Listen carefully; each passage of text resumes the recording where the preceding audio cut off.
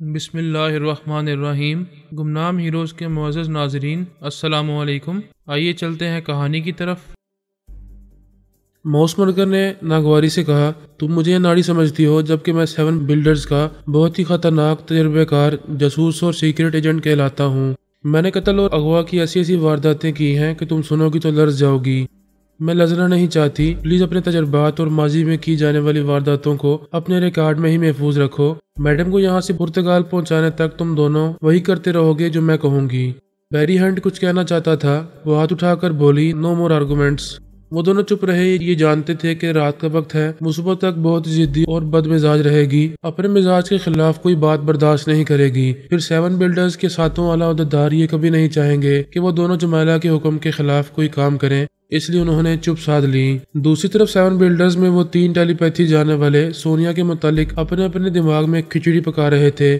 یہ طے پایا تھا کہ سونیا کو پرتگال کے سب سے بڑے شہر لیوبند پہنچانے کے بعد تنویمی عمل کے ذریعے اس کا برین واش کیا جائے گا۔ کرونا، زوکم، کوبرا اور مہادابی تینوں ٹیلی پیتھی جاننے والوں کی یہ خواہش تھی کہ انہیں سونیا پر تنویمی عمل کرنے کا موقع دیا جائے، لیکن 7 بلڈرز نے پہلے ہی فیصلہ سنا دیا تھا کہ گوتم نارائن ہپنوٹزم کا ماہر ہے، وہی سونیا کا برین واش کرے گا، اس کے اندر سے ماضی کی تمام یادیں مٹا دے گا، پھر خیال خوانی کرنے والے اس کے دماغ میں پہنچ کر اسے نیا نام دیں گے، اس کی نئی شخصیت بنائیں گے۔ وہ تینوں ٹیلی پیتھی جاننے والے اپنے اپنے طور پر مکاری سے سوچ رہے تھے کہ سونی جیسی زبردست عورت کو اپنی ممولہ اور تابعدار بنائیں گے۔ جب گوتم نارائن تنویمی عمل کے ذریعے اس کا برین واش کر دے گا تو وہ چونکہ ٹیلی پیتھی نہیں جانتا ہے، اس لیے سونیا کے دماغ میں نہیں پہنچ سکے گا، صرف اپنے تنویمی عمل کے ذریعے اس کے دماغ میں اہم باتیں نقش کرے گا۔ ایسے وقت وہ تینوں چپ چاپ ٹیلی پیتھی کے ذریعے سونیا کے اندر رہ کر بہت کچھ کر سکتے تھے، اسے اپنی اپنی طرف مائل کر سکتے تھے۔ کرونا نے بلڈر 1 سے رابطہ کرتے ہوئے کہا، مسٹر گوتم نارائن باہر سے ہی اس پر تنویمی عمل کر سکیں گے، لیکن میں سونیا کے اندر پہنچ کر اس کے دماغ میں آپ کے احکامات کے مطابق اہم باتیں نقش کر سکتی ہوں۔ اسے اتنے حصے کام سے آپ کی معمولہ اور تابعدار بنا سکتی ہوں کہ کبھی آپ سے بغاوت نہیں کرے گی اور نہ ہی ہمارے تنویمی عمل سے نجات حاصل کر سکے گی۔ بلڈر 1 نے کہا، ہم ساتوں بلڈرز یہ نہیں چاہتے کہ تم تینوں میں سے کوئی بھی تنویمی عمل کرنے والا سونیا کے دماغ میں جا کر اسے اپنے طور پر ہپنوٹائز کرے۔ ہم یہ نہیں جان سکیں گے کہ تم تینوں سونیا کے اندر جا کر کیا بول رہے ہو اور کیسی کیسی باتیں اس کے اندر نقش کر رہے ہو، لہذا تم میں سے کسی کو اس کے دماغ میں جانے نہیں دیا جائے گا۔ زوکم، کوبرا اور مہادابی نے بھی اپنے اپنے طور پر ان 7 بلڈرز سے رابطہ کیا، یہ خواہش ظاہر کی کہ انہیں سونیا پر تنویمی عمل کرنے دیا جائے۔ ان دونوں کو بھی یہی ٹکا سا جواب دیا گیا۔ مہادابی نے کہا، ہم آپ کی ٹیلی پیتھی جاننے والے وفادار ہیں، آپ کو ہم پر بھروسہ کرنا چاہیے۔ بلڈر 1 نے کہا، تم میں سے کوئی بھی خیال خوانی کے ذریعے سونیا کے دماغ میں جائے گا تو ہم کبھی یہ معلوم نہیں کر سکیں گے کہ اس کے اندر تم کیا بول رہے ہو اور ہمارے حق میں اسے صحیح طور پر ہماری معمولہ اور تابعدار بنا رہے ہو یا بظاہر ہماری اور درپردہ اپنی تابعدار بنا لینا چاہتے ہو۔ بے شک تم تینوں ٹیلی پیتھی جاننے والے ہمارے وفادار ہو، لیکن ہم آنکھیں بند کر کے کسی پر بھروسہ نہیں کرتے ہیں۔ ان تینوں کو اپنے آقا یعنی 7 بلڈر سے مایوسی ہوئی۔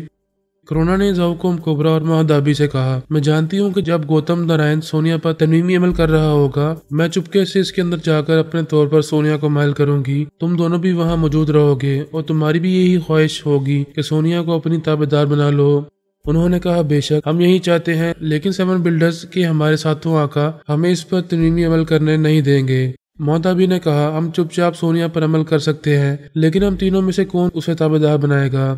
زوکم، کوبرا نے کہا، اگر ہم تینوں جھگڑا کریں گے تو تینوں میں سے کوئی بھی کامیاب نہیں ہو سکے گا، ہم تینوں ایک دوسرے کا راستہ کاٹنے کی کوششیں کرتے رہیں گے، نتیجتاً سونیا کسی کے قابو میں نہیں رہے گی۔ کرونا نے کہا، ہم تینوں متحد ہو جائیں تو بات بن سکتی ہے، ہم سونیا کے دماغ میں ایک مخصوص آواز اور لب و لہجہ نقش کر دیں گے اور اسی مخصوص لب و لہجے کے ذریعے جب چاہیں گے اس کے اندر جا کر اپنی بات منوا سکیں گے، اس خطرناک عورت کو اپنے طور پر استعمال کر سکیں گے۔ جمائلہ نے آگہی کی اسکرین پر جو دیکھا وہی اس رات کے بعد ہونے لگا۔ اس نے بیری ہنٹ سے کہا، تم گاڑی سٹارٹ کرو اور آہستہ آہستہ ڈرائیو کرتے ہوئے ایئرپورٹ کی سڑک پر چلتے رہو۔ وہ اس کے حکم کی تعمیل کرنے لگا، دل ہی دل میں سوچنے لگا، ایک وقت تھا کہ جب میرے احکامات کی تعمیل کی جاتی تھی، جب سے یہ لڑکی آئی ہے ہمارے سروں پر ناچنے لگی ہے، مختصر سے عرصے میں ہم سب سے آگے نکل گئی ہے، 7 بلڈرز نے ہم سب کو اس کا ماتحت بنا ڈالا ہے۔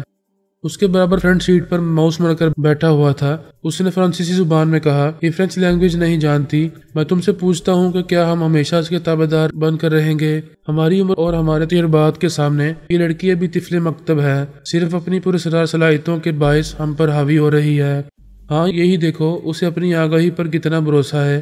ہمیں میڈم سونیا کو کڈنیپ کرنے نہیں دیا، اب ایسے جا رہی ہے جیسے میڈم خود اس کی جولی میں آ گرے گی۔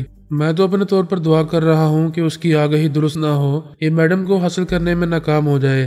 ایک بار ناکام ہو گئی تو 7 بلڈرز کے آقاؤں کی نظروں سے گر جائے گی، اس کی اہمیت کم ہو جائے گی۔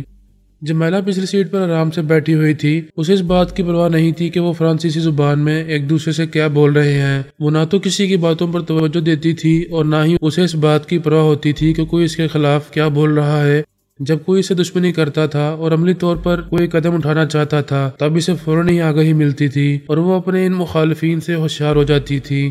اس وقت وہ دونوں اس کی مخالفت میں بول رہے تھے لیکن اس کے خلاف کوئی عملی قدم اٹھانا نہیں چاہتے تھے، لہٰذا ان سے متعلق اسے کوئی آگاہی نہیں مل رہی تھی۔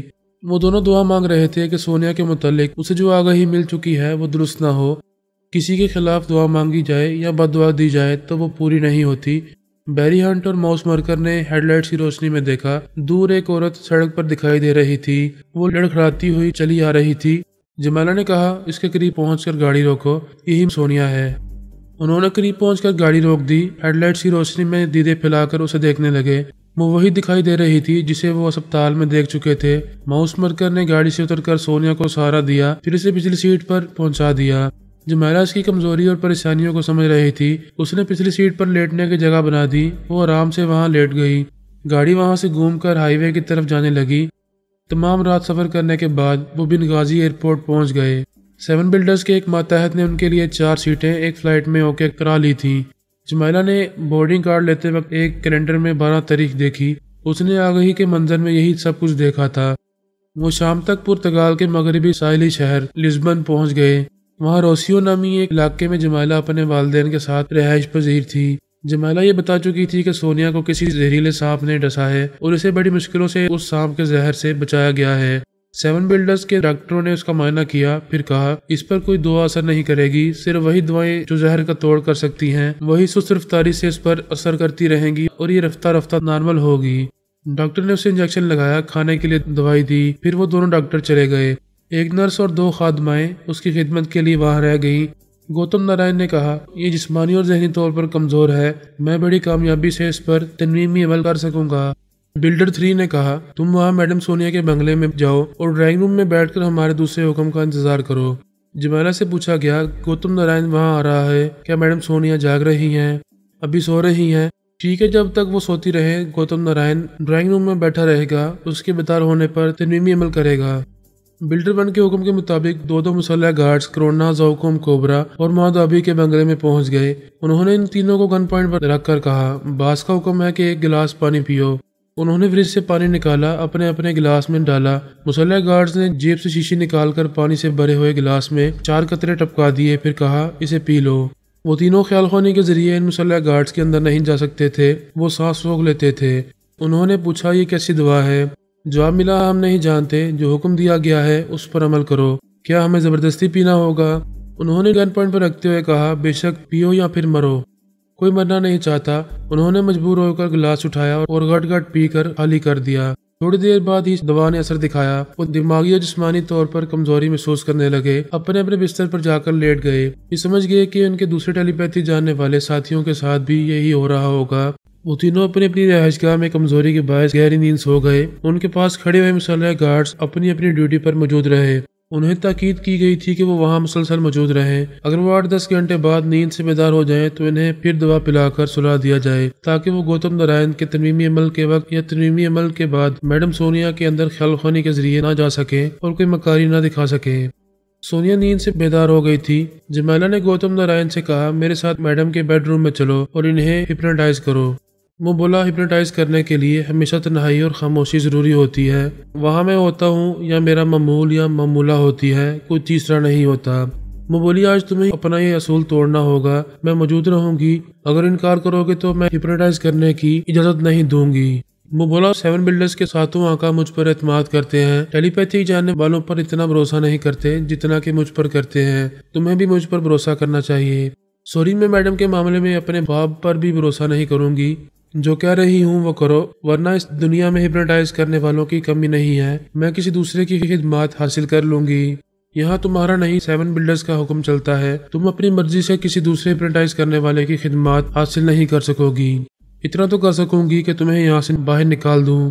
تم میری توہین کر رہے ہو، میرے مزاج کے خلاف کوئی بات کرو گے یا کوئی کام کرو گے تو اس سے بھی زیادہ توہین ہوگی۔ اس نے فون کے ذریعے بلڈر 1 سے رابطہ کیا، پھر کہا مس جمیلہ میرے کام میں مداخلت کر رہی ہیں، میں ہپنوٹائز نہیں کر سکوں گا۔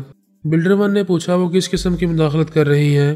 میں ہمیشہ تنہائی میں بند کمرے کے اندر ہپنوٹائز کرتا ہوں، لیکن یہ اس بند کمرے میں میرے اور ممولہ کے درمیان موجود رہنا چاہتی ہے، جو کہ خلاف اصول ہے۔ بلڈر 1 نے کہا آج یہ اصول توڑ دو، جمیلہ کی موجودگی میں تنظیمی عمل کرو۔ اس نے گور کر جمیلہ کو دیکھا، پھر فون پر کہا آل رائٹ باس۔ اس نے فون بند کر دیا، پھر کہا ٹھیک ہے، میڈم کے کمرے میں چلو۔ سونیا اپنے بیڈ پر لیٹی ہوئی تھی، آنکھیں کھول کر اپنے حالات پر غور کر رہی تھی، سمجھنا چاہتی تھی کہ اس کے ساتھ کیا ہو رہا ہے، وہ گونگی اور بہری کیوں بن گئی ہے۔ جمیلہ نے اس کے کمرے کے دروازے پر آ کر اسے دیکھا، پہلی بار سونیا سے سامنا ہو رہا تھا، اب تک وہ کبھی سو رہی تھی اور کبھی جاگ رہی تھی۔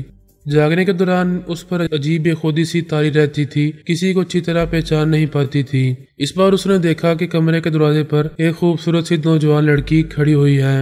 جمیلہ نے اس کی طرف بڑھتے ہوئے اپنا ایک ہاتھ مسافے کے لیے بڑھاتے ہوئے کہا میرا نام جمیلہ حقانی ہے، کیا آپ میری آواز سن سکتی ہیں؟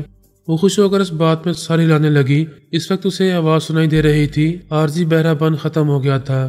جمیلہ نے پوچھا کہ آپ اپنا نام اور اپنی کچھ ہسٹری بیان کر سکیں گی، کیونکہ آپ ہمارے لیے بالکل اجنبی ہیں۔ وہ دھیرے دھیرے لرزتی ہوئی آواز میں بولی ہاں مجھے کچھ یاد آ رہا ہے، میرا نام سونیا ہے۔ میں پہلے تنہائی میں اپنے بارے میں سوچوں گی، اپنی پچھلی زندگی پر غور کروں گی، پھر تمہیں اپنے بارے میں بتاؤں گی۔ جمیلہ نے کہا ہمارے ایک اور معالج ہیں، وہ آپ کا معائنہ کرنا چاہتے ہیں، کیا آپ ابھی ان سے ملنا پسند کریں گی؟ بے شک، تم انہیں یہاں بلا سکتی ہو۔ سونیا بیڈ سے اتر کر ایک صوفے پر آ کر آرام سے بیٹھ گئی۔ جمیلہ باہر جا کر گوتم نارائن کو اپنے ساتھ لے آئی۔ اس نے کمرے میں آ کر سونیا کو دیکھا، وہ سر جھکائے بیٹھی ہوئی تھی، ان لمحات میں اس پر زہریلے اثرات غالب آ رہے تھے۔ ایسے ہی وقت میں نے خیال خوانی کے ذریعے اس کے اندر پہنچنا چاہا تو اس نے ایک چیخ ماری، پھر سانس روک لی۔ اس کی چیخ سن کر گوتم نارائن سہم گیا، ایک قدم پیچھے ہٹ گیا۔ جمیلہ نے آگے بڑھ کر پوچھا کیا بات ہے میڈم سونیا، کیا آپ کوئی تکلیف محسوس کر رہی ہیں؟ سونیا نے ایک ہاتھ سے اپنے سر کو تھام کر کہا میرے سر میں عجیب سی بے چینی پیدا ہو گئی تھی، ایسا لگ رہا تھا جیسے کوئی بلا گسائی ہو۔ میرے ساتھ جب بھی ایسا ہوتا ہے تو میں غصے سے چیخنے لگتی ہوں، سانس روک لیتی ہوں تو وہ بلا میرے اندر سے بھاگ جاتی ہے۔ گوتم نارائن نے کہا اس کا مطلب یہ ہے کہ کوئی خیال خوانی کرنے والا آپ کے دماغ میں آتا ہے اور آپ پرائی سوچ کی لہروں کو برداشت نہیں کر پاتی، تکلیف محسوس کرتی ہیں یا غصے میں آ کر سانس روک لیتی ہیں۔ وہ اس بات میں سر ہلا کر بولی شاید ایسی ہی کوئی بات ہے۔ میں پھر اس کے دماغ میں پہنچنے کے بعد ناکام رہا تھا، اس کے سانس روکنے کے باعث واپس آ گیا تھا، بار بار اس کے پاس آ کر اسے غصہ نہیں دلانا چاہتا تھا۔ زہر کے زیر اثر اس کے تند مزاج کے پیش نظر عقل یہی سمجھا رہی تھی کہ مجھے صبر کرنا چاہیے، وہ رفتہ رفتہ نارمل ہوگی، اس کے اندر سے بد مزاجی اور غصہ کم ہوگا تو وہ میری سوچ کی لہروں کو برداشت کرے گی، پھر مجھ سے بات ضرور کرے گی۔ میں، میرے بچے اور دوسرے ٹیلی پیتھی جاننے والے اس کے موجودہ حالات سے بے خبر تھے، یہ نہیں جانتے تھے کہ وہ کہاں سے کہاں پہنچ گئی ہے۔ اس طرح سے ہم اسے خدا کے حوالے کر چکے تھے، صبر کر رہے تھے کہ اگر خدا چاہے گا تو اسے ہم سے کبھی نہ کبھی ضرور ملائے گا۔ گوتم نارائن نے کہا میڈم میں آپ کا معائنہ کرنا چاہتا ہوں، آپ کو اعتراض نہ ہو تو پلیز بیڈ پر آ کر لیٹ جائیں۔ وہ اپنی جگہ سے اٹھ کر کھڑی ہو گئی، پھر نظریں اٹھا کر گوتم نارائن کو دیکھتے ہوئے بولی پہلے ہی 2 ڈاکٹر مجھے دیکھ کر جا چکے ہیں، دعائیں بھی دے چکے ہیں، اب آپ کیا کرنا چاہتے ہیں؟ سونیا نے پہلی بار نظریں اٹھا کر گوتم نارائن کی طرف دیکھا تھا۔ اسے ہپنوٹائز کرنے والے نے جب اس کی آنکھوں میں آنکھیں ڈال کر دیکھا تو وہ سہم گیا، اسے جھٹکا سا لگا، وہ ایک قدم پیچھے ہٹ گیا۔ وہ ترمیمی عمل کے سلسلے میں برسوں کا تجربہ رکھتا تھا، بے شمار افراد پر ترمیمی عمل کر چکا تھا۔ اس کی آنکھیں بڑی بڑی تھیں اور اتنی پرکشش تھی کہ دیکھنے والے پہلے ہی نظر میں اس سے متاثر ہو جایا کرتے تھے۔ اس کی آواز میں اب بڑا رعب اور دبدبہ تھا۔ ہپنوٹائز کرنے والا وہی عامل کامیاب ہوتا ہے جس کی آنکھیں بہت پراسرار اور بہت پرکشش ہوں اور آواز میں بلا کی گن گرج، رعب اور دبدبہ ہو۔ गौतम नारायण की आवाज में और आंखों में ऐसी ही कशिश थी और ऐसा ही दबदबा था, लेकिन सोनिया की आंखों में देखते ही उसे ऐसे लगा जैसे किसी नागिन की आंखें उसे डस रही हों। सांप के जहर ने सिर्फ उसके दिमाग को ही मुतासिर नहीं किया था, उसकी निगाहों को भी जहरीली चमक और कशिश पैदा कर दी थी। सोनिया ने इसे घूर कर देखते हुए पूछा, आपने मेरी बात का जवाब नहीं दिया, आप किस तरह मेरा इलाज करना चाहते हैं? वो उसकी तरफ देखना नहीं चाहता था, नजरें चुरा रहा था। पहली ही नजर में उसने उसके जहन को झटका पहुंचाया था। उससे नजरें तो चुरा रहा था, लेकिन अपनी इंसल्ट भी महसूस कर रहा था। जो भी इसे नजरें मिलाता था उसकी नजरें फौरन झुक जाती थी। आज उसकी नजरें सोनिया के सामने झुक गई थी। उसने सोचा, शायद ये एक इत्तेफाक है, मेरी नजरें उससे कमजोर नहीं हो सकती, मुझे फिर आजमाना चाहिए। इस बार मैं उससे नजरें मिलाऊंगा तो इसकी आंखें झुक जाएंगी। ये सोचकर उसने आहिस्ता आहिस्ता नजरें उठाई, उसकी तरफ देखा। इस वक्त वो जमाइला की तरफ देख रही थी, उससे पूछ रही थी, ये तुम किसे पकड़ कर ले आई हो? वो बोला, मैं कोई ऐसा वैसा शख्स नहीं हूँ, बहुत बड़ा आमिल हूँ, हिप्नोटाइज करता हूँ, मेरी आंखों में देखो और बेड पर जाकर लेट जाओ। सोनिया ने सर घुमाकर देखा तो फिर इसके जहन को एक झटका सा लगा। इस बार वो नजरें न हटा सका, उसकी आंखों ने इसे गिरफ्तार कर लिया था। वो परेशान होकर घबरा कर बोला, जमाइला, मैं यहाँ से जाना चाहता हूँ। जमाइला ने पूछा, क्या बात है, तुम परेशान क्यों हो? क्या मैडम पर तरमीमी अमल नहीं करोगे? सोनिया ने उससे नजरें हटाकर जमाइला को देखते हुए कहा, इसका बाप भी मुझ पर कोई अमल नहीं कर सकेगा, तुम इसे कहाँ से पकड़ कर लाई हो? भगाओ यहाँ से। जमाइला क्या भगाती, सोनिया की नजरें हटते ही उसकी गिरफ्त से निजात मिलते ही वो पलटकर तेजी से चलता हुआ इस कमरे से बाहर चला गया। यूं लग रहा था कि गर्दन कहीं फंसी हुई थी और सांसें लेना दुश्वार हो रहा था। वो दौड़ने के अंदाज में चलता हुआ ड्राइंग रूम में आया, फिर वहां से दौड़ता हुआ इस बंगले के बाहर पहुंचकर मोबाइल फोन के जरिए बिल्डर 1 से बोला, ओ गार्ड, आपने मुझे ये नहीं बताया था कि उसकी आंखों में जहरीली कशिश है। ऐसी आंखों वाली को कोई जेर नहीं कर सकेगा, क्योंकि हम हिप्नोटाइज करने वाले अपनी आवाज और अपनी आंखों के जरिए ही किसी को जेर करते हैं और इसे अपना मामूल और ताबेदार बनाते हैं। बिल्डर 1 ने पूछा, यानी तुम ये कहना चाहते हो कि कोई भी उसे तरमीमी अमल के जरिए जेर नहीं कर सकेगा और हम उसे अपनी मामूला और ताबेदार बनाने में नाकाम रहेंगे?